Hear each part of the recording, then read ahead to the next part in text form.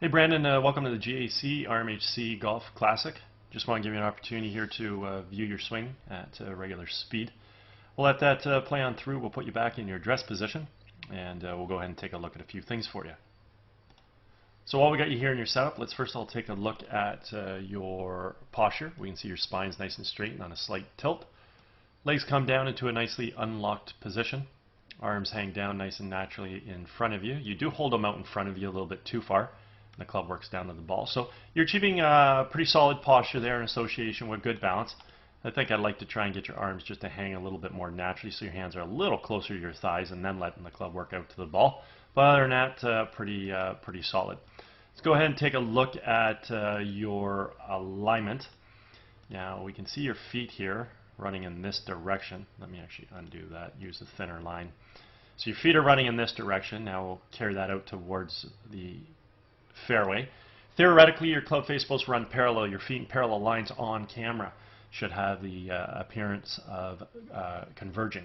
And under that scenario, we can see that that would be the case right there. And we can see that you're pretty much set up right down the center of the fairway. So that looks great. Now, with your setup with respect to your alignment, though, feet are going in a good position. Looks like your knees are not too bad as well, but see how we see your left forearm under your right arm a little bit? Your forearms are going a little bit more left of your feet, as are your shoulders. So you are set up a little bit open. We're probably going to see the club attack the ball a little bit from outside to inside, and then therefore you're going to have to compensate, leave the face open, and I would hazard to guess that you, majority of the time, hit some kind of a fade or slice, where we start the ball left and work it right. So let's go ahead and do a little split screen comparison here between you and Jordan Spieth. Got some color-coded lines on the screen here just to use as a visual reference as it pertains to swing plane. But before we go ahead and take a look at that, just notice, Jordan's visual look of his feet looks like they're going a little bit more right.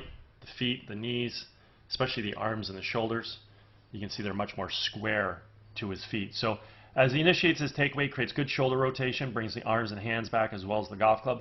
We want to see the club traveling directly along the red line. Simply means the club's coming back on a proper swing plane. Through this vantage point here, got to start to incorporate some good wrist hinge into play, whereby we're going to transition the club head from being below and in front of our hands to now having it above and behind our hands, and then working the club from red up towards the blue-yellow V zone.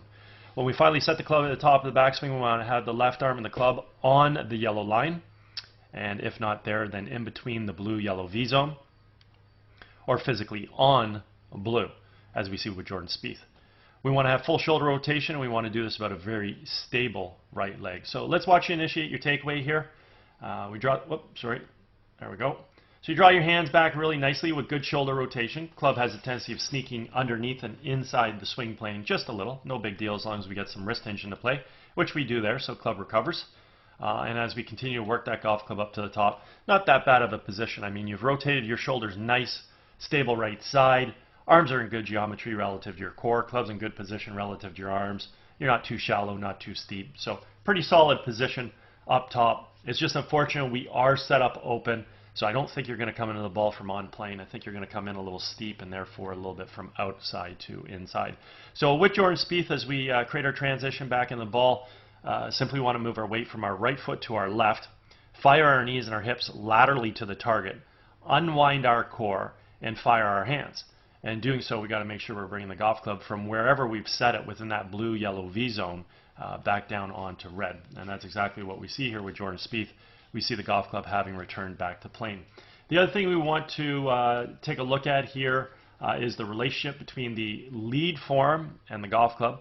I refer to this as the backwards check mark. Simply means the club head right now is remaining above and behind his hands coming into the hitting zone, and therefore this is going to allow him to create a lot of power in his golf swing, let alone also his ability to hit the ball straight due to the fact that, again, the club has returned back to plane as already stipulated, which is a main criteria in being able to produce straight golf shots.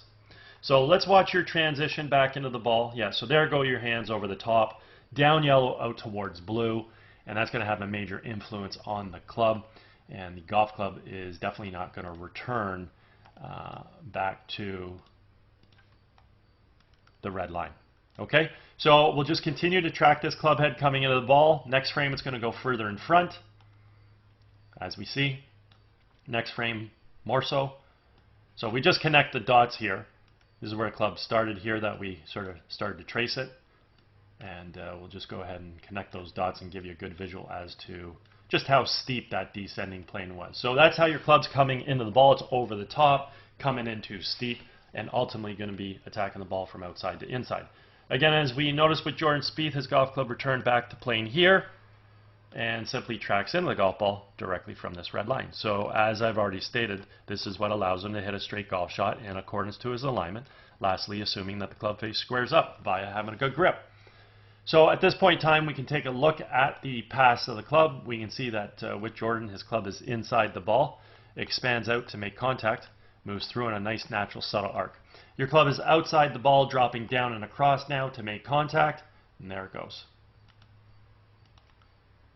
So if we happen to obviously square the club face up to this path, we're obviously going to pull the ball considerably to the left, because that's one, where we're swinging, and two, we're also aiming there. So if we leave the club face just ever so slightly open, you know, we create this nice little fade and everything turns out. If we over-release the club to this path, then the ball stays left and continues to go further left with a pull draw or a pull hook.